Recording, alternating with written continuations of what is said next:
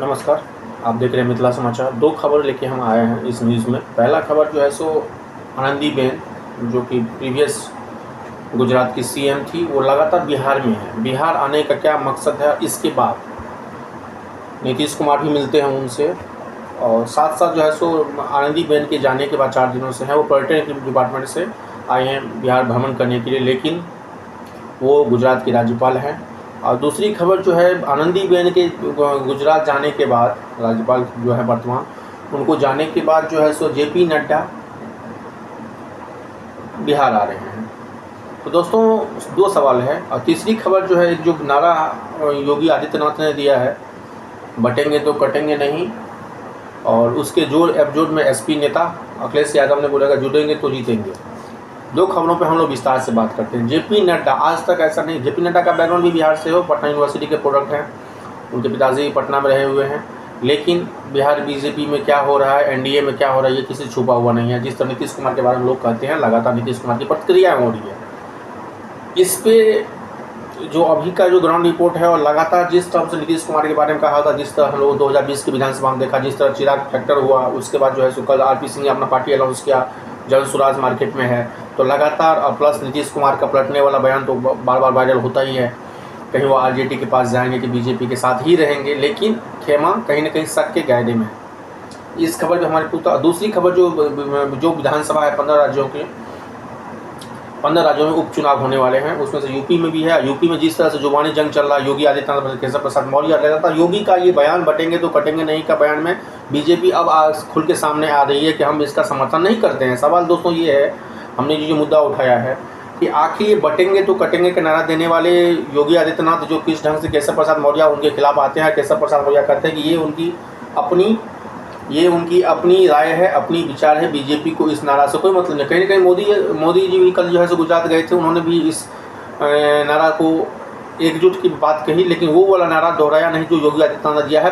पर्याप्त लखनऊ की जगह जगह पोस्टरों पे बटेंगे तो कटेंगे का नारा जो है सो वायरल हो रहा है। उसका टैगलाइन एसपी समाजवादी सुप्रीमो ने जो दिया है, जीतेंगे तो जुड़ेंगे तो जीतेंगे।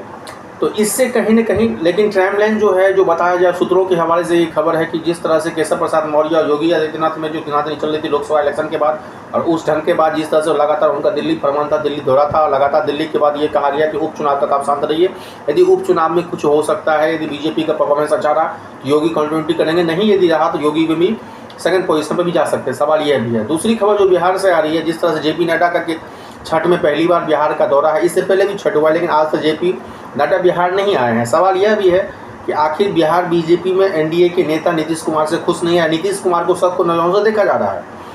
जिस ढंग से गिरिराज सिंह ने अपना हिंदुत्व वाला राजनीति किया, सम्राट चौधरी हो, या जिस ढंग से हटाया गया, प्लस ये भी गौर करने वाले नीतीश कुमार की जो टाइमलाइन था, नीतीश कुमार के जो लेवल के नेता, चाहे अरुण जेटली हो, सुषमा स्वराज हो, या फिर सुशील मोदी हो, वो अभी तो है नहीं।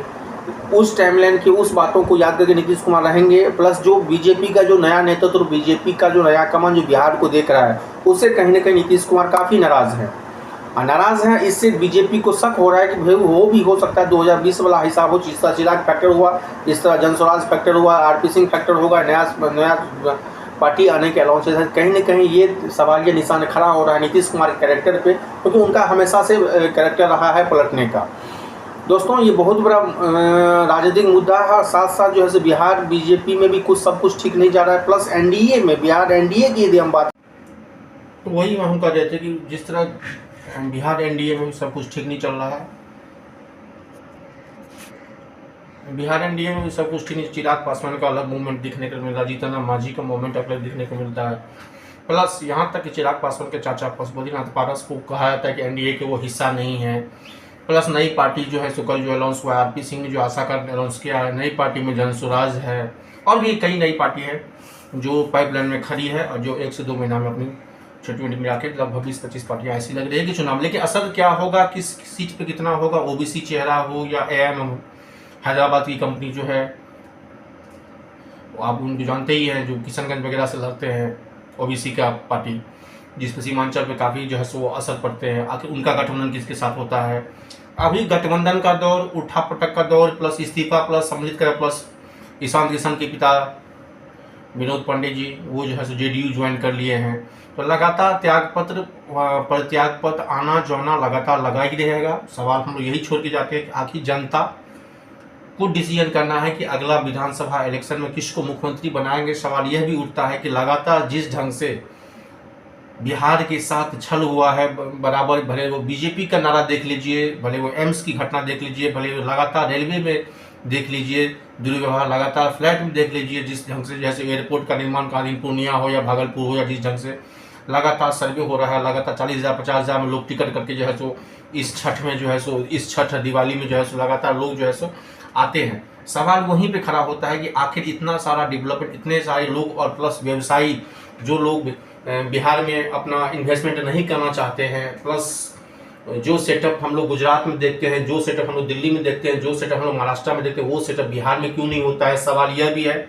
सवाल यह भी है कि किस तरह लाखों युवा रोजगार, कांस्टेबल की भर्ती हो या आर्मी की भर्ती हो या अग्निवीर की भर्ती हो या सीआरपीएफ की भर्ती हो या सैनिक भर्ती हो, टीचर्स हो, किसी भी तरह का बहाली में किस ढंग से बोरा भर के लोग जो है सो जब नहीं होता इस सब बहालियों में चुनिंदा सीटें जो होते हैं, बाकी जो है सो 60% लोग जो है सो अभी भी पलायन करते हैं। लाखों आदमी चेन्नई, बेंगलोर, बम्बई, दिल्ली में शिफ्ट करते हैं, गुजरात जाते हैं निवेश अपनी रोजी रोटी के लिए।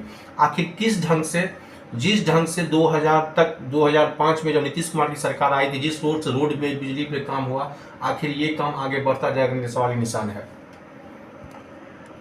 तो लगातार क्षेत्रीय पार्टी आगे बढ़े, संकल्प ले, लेकिन जो ये राजनेताओं की पार्टी है, करोड़ों की पार्टियां हैं, भले वो किसी की भी हो, जेडीयू की हो या आरजेडी की हो या बीजेपी की हो, गठबंधन में किसी की भी हो, किसी का भी अलायंस हो, लोगों के साथ क्या दुर्व्यवहार किया जा रहा है बिहार के लोग। आज कुछ दिन पहले की घटना देख लीजिए, किस तरह से बंगाल में जो है सो बिहारी एजेंट के साथ व्यवहार किया गया था, किस ढंग से जो है सो महाराष्ट्र में बिहारियों के साथ कभी जो है सो वो आता है, किस ढंग से जो है सो महाराष्ट्र में गाली भर के जो है सो बिहारियों को गाली दिया था, यूपी बिहार वाले हो तुम, किस ढंग से बेंगलोर में जो है सो टॉयलेट साफ करने वाला वीडियो आता है।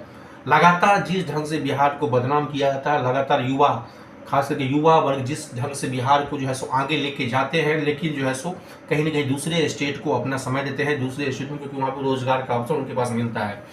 सवाल वह भी है, सवाल तो हम चाहेंगे उठाएंगे, बहुत सारे सवाल है। गंगा परियोजना का क्या हुआ, जिस ढंग से नमामि गंगे चला था, गंगा में ये कर देंगे, गंगा में वो कर देंगे, मेरिन डैम का उद्घाटन हुआ।